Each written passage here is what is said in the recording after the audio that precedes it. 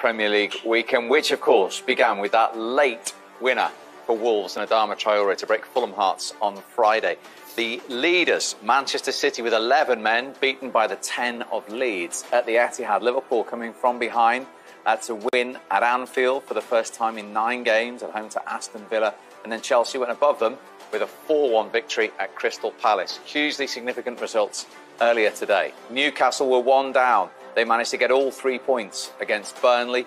West Ham beating Leicester. Manchester United reversing that scoreline at Spurs. And it all means that West Ham are in 4th, a point ahead of Chelsea, but suddenly only a point behind Leicester City, who are now 7 off Manchester United, who've gone within 11 of the leaders Manchester City. So West Ham 1 clear of Chelsea, 3 clear of Liverpool, and now significantly 6 clear of Spurs. Everton will go above Tottenham into 7th if they win at Brighton on Monday. Arsenal, after that victory, up to 9th on 45 points. That's the significance of Newcastle's 3 points. 32 for Steve Bruce's side now, 6 clear of Fulham, and with a game in hand on Scott Parker's side. Level on points with Brighton, who, as I say, play Everton tomorrow. And Brighton, before they play Carlo Ancelotti's side, have 2 games in hand on Scott Parker's side, who now have a huge, huge task to stay in the Premier League. Alex, an important win and a good win. Good performance too. Yeah, I think it was really important to win after the last few games that we were sad about the result and the way we played. I think tonight was a great game for us. We won 3-0, and as well in the way we played was good. So it was a great day for us for the weekend.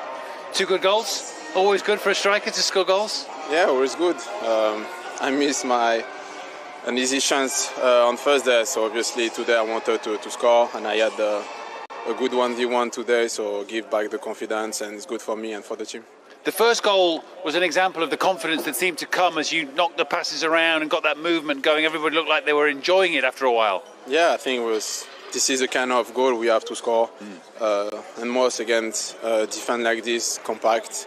So obviously we want to play together, we want to score, and tonight was a good goal. Yeah, was the confidence maybe a little bit lacking after the last few games, as you say, that results that didn't go your way? Yeah, a little bit, because we know we have the quality, and we know when everyone is focused we can do some good things, but sometimes we miss in both parts of the pitch, and today I think we were really efficient in both parts, so we're happy.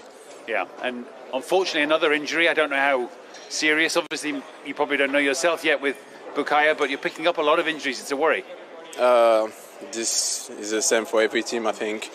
The schedule is really hard for the players. We didn't have a lot of holidays, and this is part of football. We have to deal with it, and there is a lot of play in the team. I hope 4B is not so bad, and it's going to come back quick. Big night on Thursday. Yeah, it's a really decisive night for us. We have now to stay focused, to have a good recovery and go back on Thursday. Good luck. Thank you so much.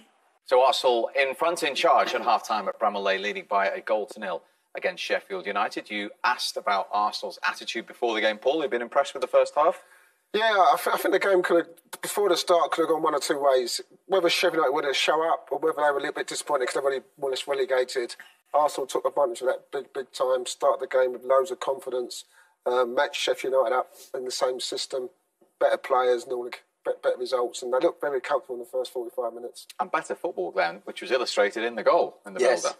Yeah, I mean, they put some lovely moves together, but this is lovely. It really is. 1 and 2 touch football, shifting. As you say, as Paul says, they're on top without a doubt, but, you know, they've got to get that little chance, and they get it here. This is a wonderful little move, wonderful ball. What a back flip from Tobias, and a fabulous finish. Look at this ball from Saka. First time here, boom. That's a lovely ball with that great skill.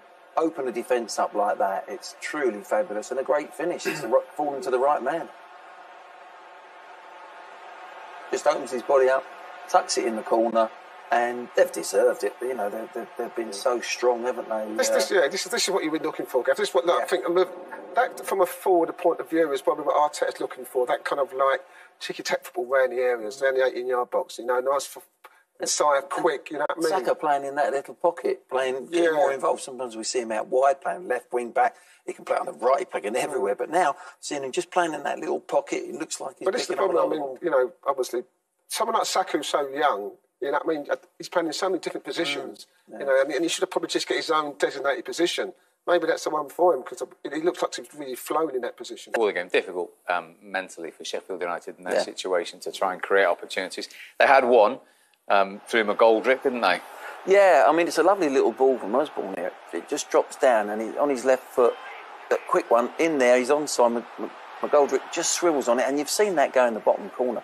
I think, you know, at 1-0 down, they'll still be thinking, hey, we just one or two little chances, half chances. That's where Arsenal now have got to kill this game off. Because Arsenal at the moment this season, if you're 1-0 down against them, you do feel and believe that you can get back in the game. And a little chance like this, he's just dragged it a little bit. But they've got to be looking for one or two of them chances in the second half.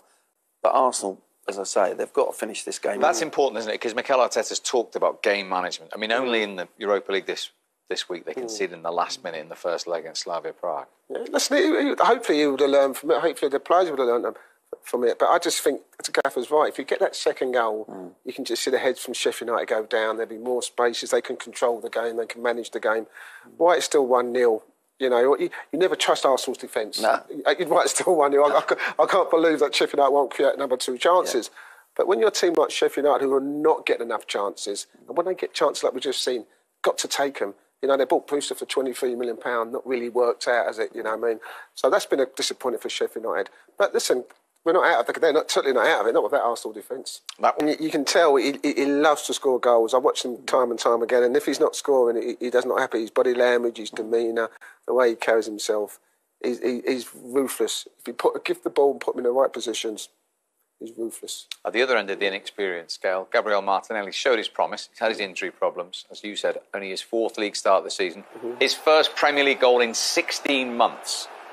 Yeah, I mean, listen, it's great, you know what I mean, because he's had a tough time. You know, he's had an injury, 2 years ago when he came and seen everyone was raving about him. He's had a tough time and, to come back. I mean, this is probably just after he was on the floor for 4 minutes. But he's come back on and George Border gets caught forward. Might have a look at the keeper, but it's just great to see him score. You know, you can make excuses about defensive things, but just from a person, I've seen someone, a young kid, to just be patient and score that goal. And the thing about it is, maybe they don't need a Aubameyang. You've got a young Martinelli coming through, whose potential was very good 2 years ago, and you've got Lacazette. Maybe, who knows? I don't know what you think, Gaffer. We were a little bit worried for him as well because we thought he'd done it. He's been. When you see a young man out for that length of time, he went down injured. We're thinking, oh no, what's going on? He's coming off, and then he comes back.